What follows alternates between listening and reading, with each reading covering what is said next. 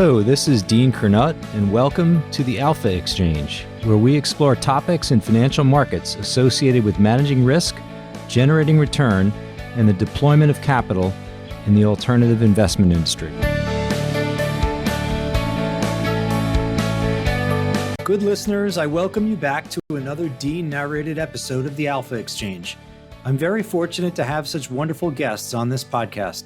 I learn a good deal through this interaction, and it's a pleasure to make some small contribution to the financial community's understanding of risk through these conversations. I've also increasingly enjoyed sharing my own thoughts and the framework I've personally developed over the years to think about markets. And over the next 15 minutes, I'd like to reflect on the recent action and what I believe are the implications. The VIX closed at 14.8 on Friday, August 16th. Its close 30 days earlier, 14.5. One would be forgiven for assuming that not much happened along the way. I mean, sure, the Summer Olympics came and went. In politics, Biden dropped out via tweet. The RNC happened. Gotta say, loved Hulk Hogan's rant. Industry Season 3 got underway. But these aren't really of any relevance to the market. I like to say that nothing bad in markets happens when vol is below 15. So things were fine, right?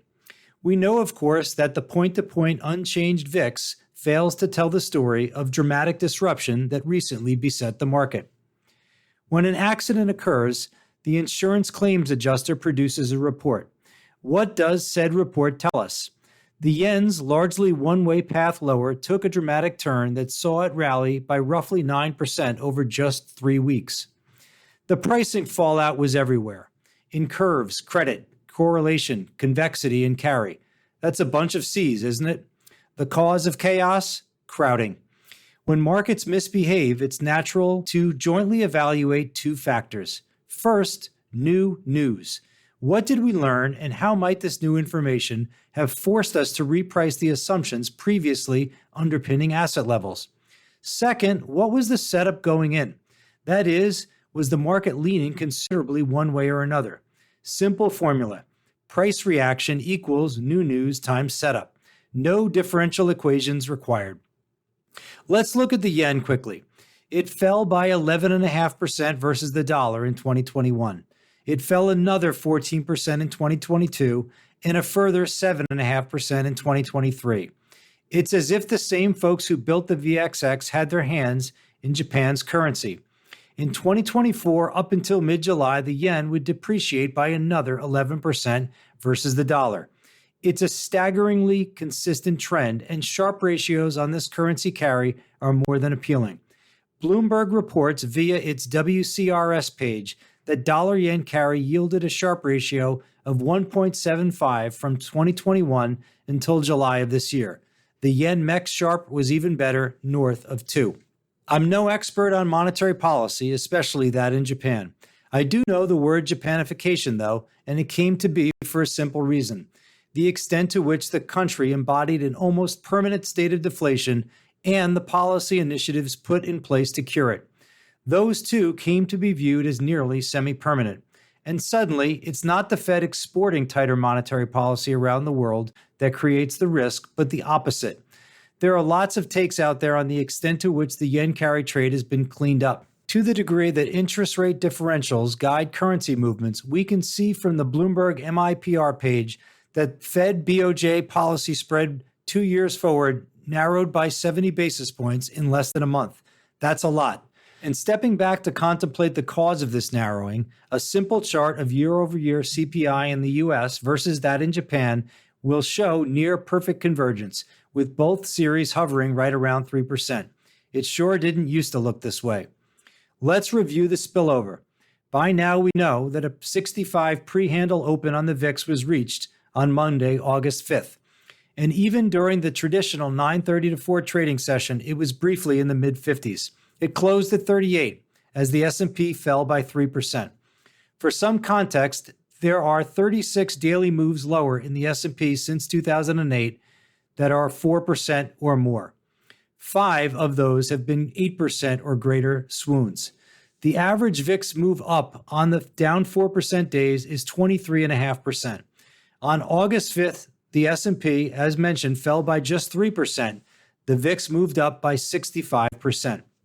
Interesting stats to be sure. But now for the serious part and why I'm quite concerned about the giant move in the VIX. The S&P is by far the global benchmark for risk. The S&P options market is also by far the most critical insurance market for assets. February 5th, 2018 was a very unique day that was a relatively easy to see accident in the making. The ETP products built around the VIX were enormous, and with a shock that was reasonably easy to imagine, the capital base of the ETPs would be wiped out. It was pretty clear that the liquidity in VIX futures was not equipped to handle the mechanical demand from the ETPs that would result from a pop in the VIX future. March of 2020 is in a class by itself with regard to risk. We haven't tried to shut the US economy down before in modern times.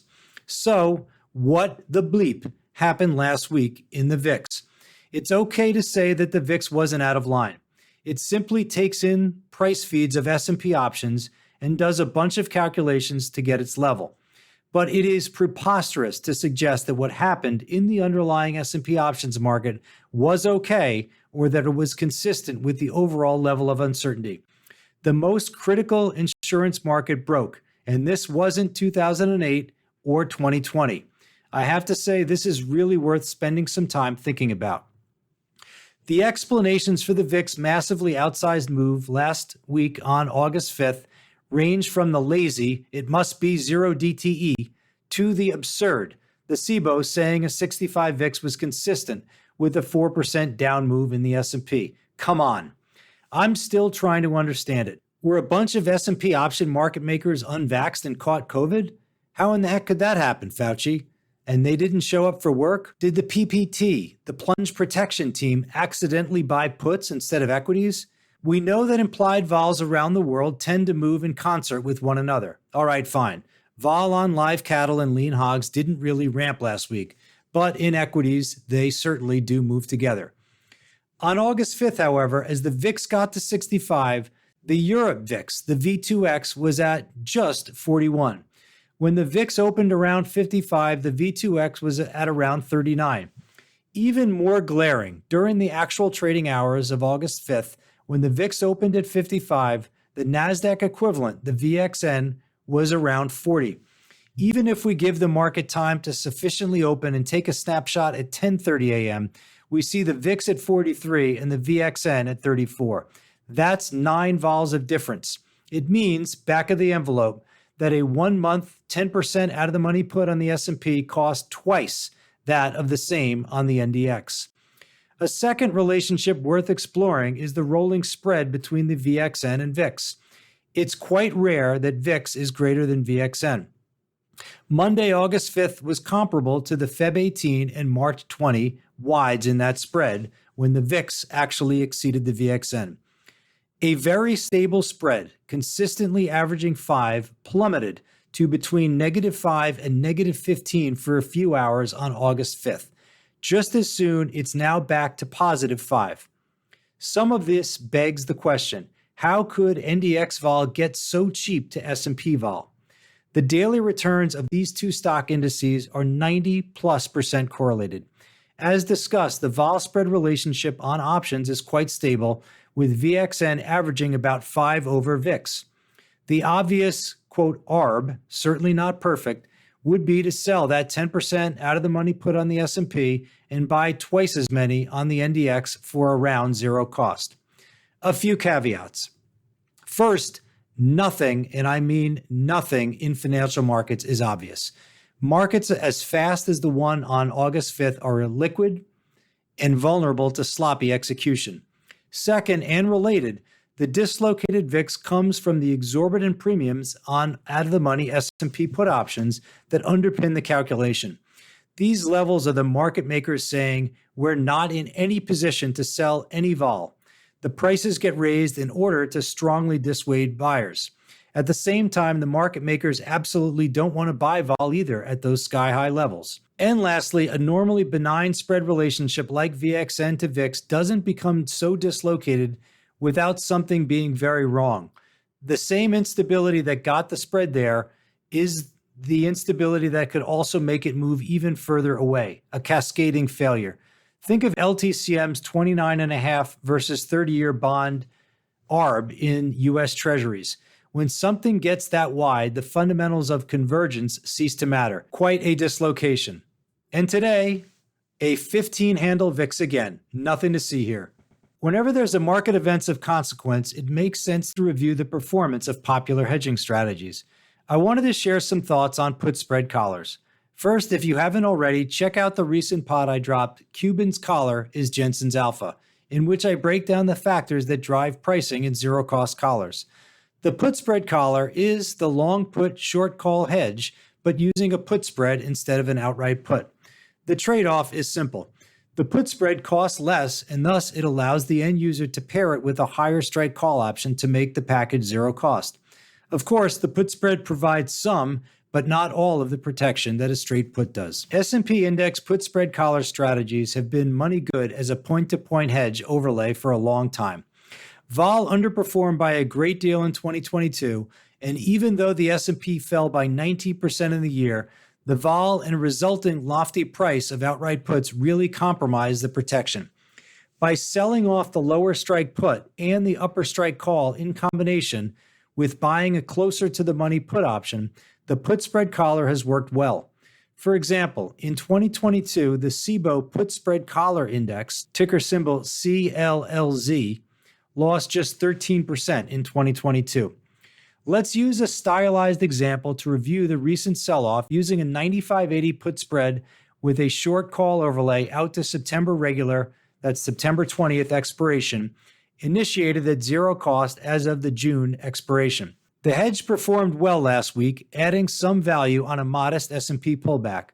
Next, we can decompose the legs of the options package: the long top strike put, a short bottom strike put, and a short call. The Monday, August 5th sell-off came at an ideal time as the top strike put was just 3% out of the money based on the Friday, August 2nd close. That left it with a negative 31 delta that went to negative 44 as of the August 5th close. By contrast, the lower strike put saw its delta go from negative 5 to negative 11. The call delta went from 10 to 7. No strategy hedges all scenarios, at least efficiently. The put spread collar is short vega, meaning sensitivity to implied vol, and that can be a negative should vol get marked up a good deal. That is, in the put spread collar, you are long a put but short a strangle. A scenario in which the index continued to fall lower towards the lower strike and vol got further bid in the process would be detrimental to the mark-to-market of a put spread collar. Options are notoriously expensive over the long haul, so finding combinations that help defray the premium can provide some sleep-at-night protection without breaking the premium bank. I've reached my 2,000-word limit, but I am reminded of an old adage: hedge when you can, not when you have to. The recent spike in vol tells us something about an underlying fragility, about unwelcome tails and the system's capacity to lurch from very low to very high vol. In this context, the rapid decline in option premiums post-August 5th feels like a gift to me. I wish you a prosperous week, and I'll catch you next time. You've been listening to the Alpha Exchange. If you've enjoyed the show, please do tell a friend. And before we leave, I wanted to invite you to drop us some feedback, as we aim to utilize these conversations to contribute to the investment community's understanding of risk. Your input is valuable and provides direction on where we should focus. Please email us at feedback@alphaexchangepodcast.com. Thanks again, and catch you next time.